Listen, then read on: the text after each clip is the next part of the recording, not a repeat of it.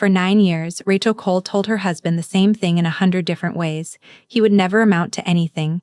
He was a man who smelled like wood glue and sawdust, a man who fixed drawers for a living, and that, she believed, was the ceiling of him. She said it at dinner parties, dressed up as a joke. She said it in the car on the way home, when the joke had stopped being funny. "You'll always be small," she told him once. 4 words, he never forgot them. Ethan Cole didn't argue. He rarely did. Then, one Tuesday night in late October, while replacing a runner on a stuck laundry room drawer, a 5-minute repair he'd been putting off for a month, his fingers brushed something taped to the underside of the cabinet. A second phone. Cheap, prepaid, still warm. This is the story of Ethan Cole, and of the woman who spent 9 years telling him exactly how small he was, while she quietly bet everything on being right. To understand what that phone meant, you have to understand the marriage it was hidden inside.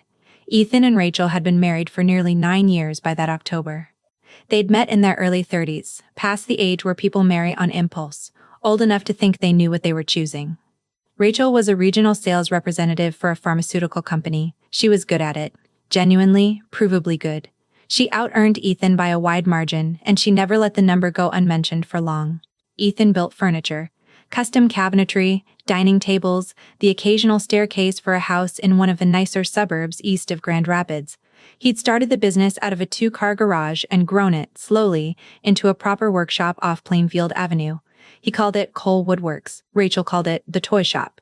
She wasn't cruel about it in a way you could point to. That was the trick of it. She was cruel in the way water is cruel to stone, patiently, on a schedule, wearing something down a little at a time. When Ethan landed a job, she'd ask what it paid, and then she'd tell him what she'd build that same week, and let the silence do the rest. There were numbers everywhere in that house if you knew to look. 9 years married. A joint checking account they both fed, a joint savings account that, at its best, had held a little over $60,000. A mortgage on a 4-bedroom colonial that Rachel liked to call my house, because, she said, she paid more toward it. She was careful about money in the way of someone who has decided, long in advance, that money is how the final score gets kept. There was one thing that fall that annoyed her more than the toy shop itself, and that was how much time Ethan had started spending in it. For a few months he'd been leaving before she woke and coming home after the news, saying only that he had a big job on. She didn't ask what kind. Big, to Rachel, was a word for her own quarters, not for a man who charged by the cabinet. She assumed it was some rich family's kitchen, and that he'd come home tired and proud of a number she could still beat. She'd say, "Don't wear yourself out on that little thing," and go back to her phone. She never once asked what the big job was. If she had, this would be a very different story. The day he'd signed it, months earlier, he'd come home wanting, just once, to tell her. He'd stood in the kitchen with the contract folded in his jacket, a deal with a regional home design retailer to build custom cabinetry for a dozen of their showrooms, the largest thing his hands had ever agreed to make. Rachel was at the counter, scrolling, and she'd asked without looking up whether he'd sold a nice bookshelf today. And Ethan had felt the sentence he wanted to say go quiet in his chest, and instead he'd said, something like that. He told himself he was tired. The truth was that a part of him already knew, even then, that a woman who had never asked what he built would not suddenly start caring because the number got large. So he kept it. His accountant knew. His crew knew. His wife thought he'd sold a bookshelf. He would learn, much later, exactly how useful that silence turned out to be. Because what Rachel did not know, what she had never bothered to ask, was that the mortgage on that colonial wasn't the whole picture, not even close, and the little thing Ethan kept disappearing into had, quietly, become the most important number either of them owned. But that Tuesday night, standing in the laundry room with a warm prepaid phone in his hand, Ethan wasn't thinking about the big job, or the mortgage, or the score. He was thinking about one question, and it kept him up until almost 4 in the morning. Who buys a second phone, and tapes it under a drawer in a house where nobody's watching them? Here's the part most people find hard to believe. Ethan found the phone, and he didn't confront her. He didn't wake her up. He didn't throw it against the wall. He didn't do any of the things a man is supposed to do in that moment. He looked at it for a while, put it back exactly where it had been, same tape, same angle, and finished fixing the drawer. People hear that and assume he was weak, that he was scared of her, or that he didn't care. Neither was true. The truth was simpler and a good deal colder than that. Ethan already suspected something was wrong, not the affair. He hadn't let himself think that word yet. The money. For about 8 months, the joint savings account had been behaving strangely, small amounts moving out, a few hundred here, then 1,000. Then a transfer he couldn't place, tagged only with a reference number. Rachel handled most of the online banking. She'd insisted on it years ago, said Ethan was hopeless with the app, and he'd let her, because at the time it hadn't seemed worth a fight. But Ethan Cole had a habit that his wife never took seriously, and it was about to matter more than anything else in their marriage. He kept records. All of them. Every statement printed, every receipt filed. He wasn't paranoid about it. It was just how he was built. The same instinct that made him measure a board twice and label every drawer in his shop. So when the savings account started leaking quietly, he noticed. He didn't say anything. He just started a folder. The phone under the drawer didn't shock him then. It answered him. It told him the money and the secrecy were the same story, and that whatever was happening had been happening for a long time, carefully, by someone who thought she was the only one in the house paying attention. So he didn't confront her. Confrontation, that night, would have been the stupidest thing he could do. It would have told her he knew. And a person who has hidden a phone under a drawer for months does not respond to being discovered by coming clean. She responds by hiding better. Ethan didn't want her to hide better. He wanted her to keep going, exactly as she was, while he did the one thing he'd always been good at. He watched and he wrote it down. There was one more reason for the calm, and it was the oldest one in him. He'd seen what happened when a person let the shock of a moment make their decisions. He'd watched it happen to his own father, a long time ago, at a kitchen table in Muskegon. And he had promised himself, at 11 years old, that whatever else he became, he would never be a man who lost everything because he moved before he was ready. To understand why Ethan Cole reacted to betrayal by opening a folder instead of his mouth, you have to go back about 30 years, to that house in Muskegon and a boy of 11 who learned a lesson he never unlearned. Ethan's father, Raymond, had been a machinist, a good one. He'd also been, by every account, a decent and trusting man, and in the world Raymond lived in, decent and trusting was not a defense. When Ethan was 11, his parents divorced. It was not amicable. Ethan didn't remember most of the shouting. What he remembered was the kitchen table, and his father sitting at it night after night, trying to reconstruct from memory where the money had gone. Because Raymond had never kept anything. No records, no copies, no proof. His wife had handled all of it, and by the time the lawyers were involved, she handled the story too. Raymond couldn't prove what he'd earned, what he'd paid for, what he'd built. He walked out of that marriage with a truck, a box of tools, and a debt that wasn't his. Ethan watched a good man get erased because he couldn't document his own life, and somewhere in that 11-year-old, a switch flipped that never flipped back. He grew up into a man who wrote things down, not out of suspicion, out of memory. He'd seen what happened to people who trusted that the truth would speak for itself. The truth doesn't speak, paper speaks. So when Ethan started Cole Woodworks, he did something that seemed, at the time, like an overcautious formality. He set the business up as its own entity, a limited liability company, separate and clean, with its own books and its own bank account that never once mingled with the household's. His accountant, a patient older man named Dale who'd done Raymond's taxes back in the day, told him he was being more careful than a shop that size needed to be. Ethan told him he'd rather be too careful than sit at a kitchen table someday and not be able to prove he'd existed. Dale never argued the point again.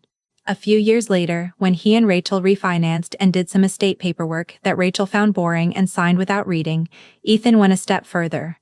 He kept the workshop property and a protective structure around his own separate share of things, cleanly inside that company, never folded into the marital pot, never paid for out of the joint account, kept at arm's length on purpose, not to cheat anyone.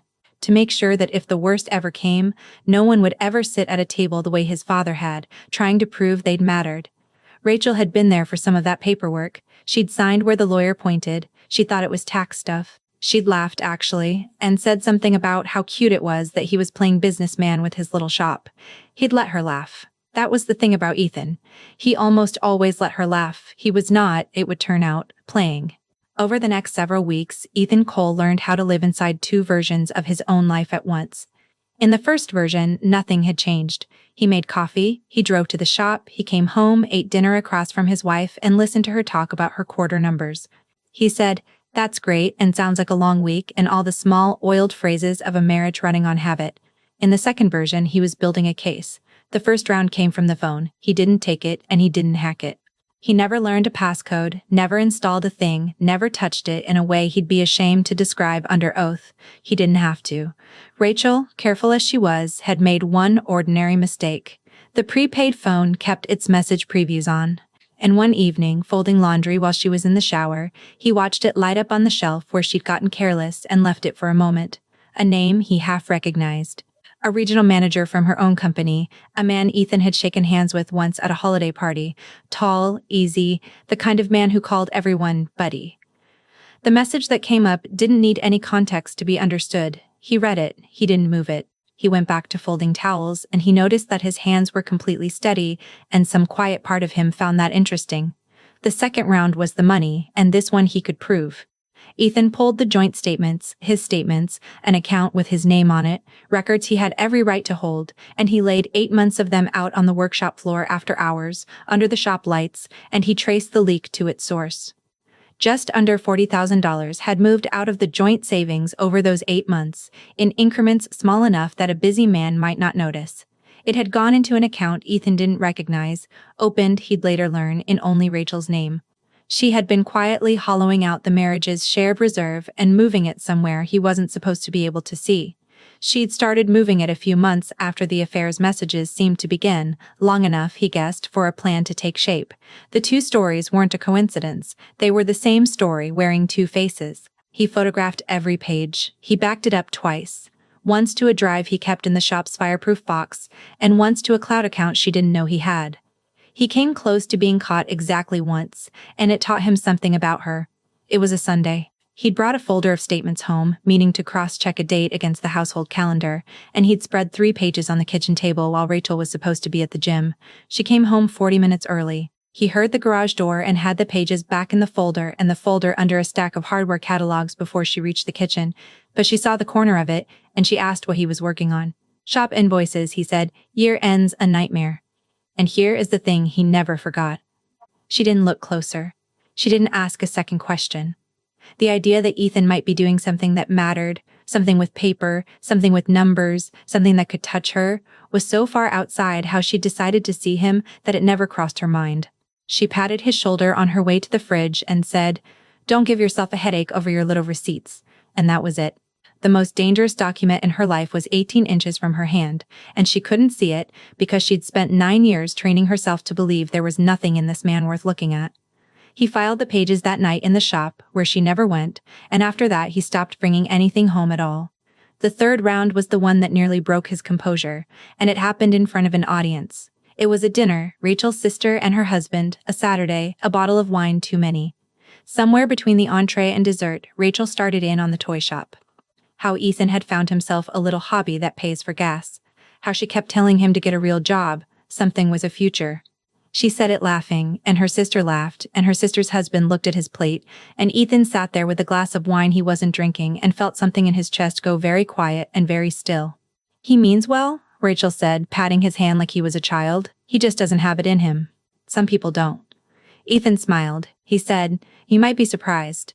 And he let it drop, because the folder on his workshop floor was not finished yet, and a man does not overturn the board when he's 3 moves from winning. But he remembered, that night, that only a few days earlier he had signed a contract in that toy shop that was worth more than his wife would earn in years, and he had come home and she had asked if he'd sold a nice bookshelf, and he had said yes, just yes. He'd wanted to see how long she'd keep telling him what he was, if he never corrected her. He was learning that she would keep telling him forever. It cost her nothing, and she never checked. The fourth round told him the clock was running out, because Rachel, it became clear, was no longer just hiding. She was preparing. He noticed the tells the way you notice a season change. A folder of her own that she kept in her car, a call she took in the garage with the door closed, a sudden, performed interest in getting our finances organized, which he understood, now, to mean getting a picture of what there was to take. And then, one afternoon, a business card left in the pocket of a coat she asked him to drop at the cleaners, a family law attorney, one of the aggressive ones, the kind whose billboards promise to protect what's yours. She hadn't told him. She was building her exit in the dark, confident, certain of exactly how it would go. She would file. She would take the house, her house. She would take half of everything, walk away comfortable, and leave the man who smelled like sawdust with his little shop and his little life. She was so sure of the ending that she'd stopped being careful about the middle. That was Ethan's window, and he stepped through it. Ethan Cole did not file for divorce in anger. He filed the way he built a cabinet, measured, square, every joint tight before he drove a single screw. He took his folder to a lawyer of his own, not a billboard lawyer. A quiet, careful woman named Susan who read every page he brought her twice, slowly, and then set the stack down, squared its edges out of what looked like habit, and asked him, mildly, if he understood what he was holding. He said he thought he did. She told him he was underselling it, and that in 20 years she had rarely seen a client walk in this organized. Then she did the thing Ethan respected most about her, which was that she refused to move fast. She made him lock the timeline down to the month before she'd touch a filing. When had the affair started? Not when he found the phone, but when the messages seemed to begin. About a year back, he said, a little over. When had the money started leaving? 8 months back, give or take a week. And how long, she asked, did he want to spend getting ready before they filed? They settled on 3 months. 3 months to finish gathering, to get the business valuation done properly by someone who'd stand behind it, to make sure not one page in the folder could be waved away as a misunderstanding. Ethan didn't like waiting. Every dinner across from Rachel in those 3 months cost him something. But he'd promised an 11-year-old at a kitchen table that he would never move before he was ready, and he kept the promise. By the time the papers were drawn, the affair was closing on 15 months old, the dissipation was documented to the dollar, and every number in Susan's filing matched every other number because he had done the arithmetic himself, twice, the way he measured a board. Rachel, meanwhile, was still shopping for a billboard lawyer and thinking she had all the time in the world. Here is what the folder held, and here is why the story Rachel had told for 9 years came apart in a single afternoon. First, the money. Just under $40,000, moved out of a joint marital account into a separate account in her name alone, over 8 months, without disclosure and without consent. In the language of divorce, there's a word for quietly draining shared assets while planning to leave. It's called dissipation, and it does not make a judge sympathetic. Rachel had assumed those transfers were invisible. They had been sitting, printed, and photographed and backed up in 2 places, in a folder on a workshop floor since the first week Ethan noticed them. Second, the affair. Susan told him plainly that in their state, the affair by itself wouldn't hand him the house, that wasn't how the law worked, and he shouldn't expect a courtroom to punish Rachel for it directly. But the affair explained the money. It gave the dissipation a motive and a destination, and it turned a dry financial argument into a clean and ugly narrative. A spouse funding a secret life out of the marital account while telling her husband, at dinner, in front of family, that he would never amount to anything. And third, the part Rachel had signed years ago, laughing, without reading. The workshop, the business, the separate, protected structure Ethan had built back when Rachel thought it was cute tax stuff. The asset she had mocked for 9 years was not the marital afterthought she assumed it was. It had its own books, its own account, its own clean paper trail proving it had never been funded by the marriage. It was documented, it was separate, it was his. Because here's what Rachel never knew, the thing that would have changed everything if she'd been curious even once about the man she was leaving. Coal woodworks wasn't a hobby that paid for gas. The big job, she'd told him not to wear himself out on, the reason he'd been leaving before dawn all fall, was a wholesale contract with a regional home design retailer to supply custom cabinetry across a dozen showrooms. He'd signed it 8 months earlier, around the same time as it happened, that the money started leaving the savings account. It was the largest thing he'd ever built, and it was worth, over its term, more than Rachel made in several very good years. He'd never bragged about it. He'd never learned how to brag to a person who only asked what things paid so she could tell you what she'd made. The toy shop was, by that October, the most valuable asset either of them owned, and it had never, for one legal moment, been hers. Ethan had the papers served on a Thursday. He didn't gloat. He wasn't in the room. He was at the shop, running a board through the planer, when his phone buzzed on the bench with the confirmation that it was done. He read the message, he set the phone face down, and he finished the cut all the way through before he let himself feel anything at all. He said later it was the straightest cut he made all year. Rachel called 11 times that night. He didn't answer any of them. There was nothing left to say that Susan couldn't say better, in writing, with documentation. The last voicemail she left was not an apology. It was a question, and her voice when she asked it was not angry. It was, for the first time in 9 years, unsure. "How long?" she said. "Have you known?" He never called back to tell her. But the honest answer was, longer than you ever bothered to look. The divorce took the better part of a year to finish, the way these things do. It was not pleasant. Rachel's aggressive billboard attorney turned out to have very little to work with once the folder came out, and dissipation, once proven, is a hard thing to laugh off in front of a judge. When it was over, the accounting was almost quiet. Rachel kept her income and her car and what remained of the money she'd hidden, minus what the court made her account for. She did not get the house the way she'd promised herself she would. The structure Ethan had built years earlier held, exactly as it was designed to hold. And she did not get a cent of the toy shop because the toy shop had never been the marriages to divide. Today, Cole Woodworks operates out of a building 3 times the size of the one off Plainfield Avenue. Ethan hired his first full crew last spring, 4 men and a young woman fresh out of a trade program who reminds him, a little, of himself at that age. He still keeps every record. He still files every statement. He still labels every drawer, by hand, in pencil, the way his accountant once teased him for. Some habits are just who you are. The retailer renewed the contract the following year and then extended it again, and the showrooms east of Grand Rapids that Rachel used to drive past now carry the work of the man she said would never amount to anything. He doesn't point that out to anyone. He didn't hang the contract on the wall. It's in a folder, in a fireproof box, backed up twice because that, more than any showroom, is the monument Ethan Cole actually believes in. Not the proof that he made it, the proof that he kept every receipt along the way. He doesn't talk about Rachel much. When people who knew them both bring her up, he tends to change the subject to something about the shop. But once, a friend asked him if he'd known, that whole time, how it would end, if that was why he'd stayed so calm through all of it. Ethan thought about it for a long moment. Then he said the only thing about the whole affair that ever sounded like anger, and even then, it came out soft. She spent 9 years telling me I'd never amount to anything, he said. She just never checked whether she was right. 9 years. 100 small cruelties. 4 words in a car she probably forgot the moment she said them. She was so busy keeping score that she never once looked up to see who was actually winning. He never did forget those 4 words. He just made sure the record outlasted them.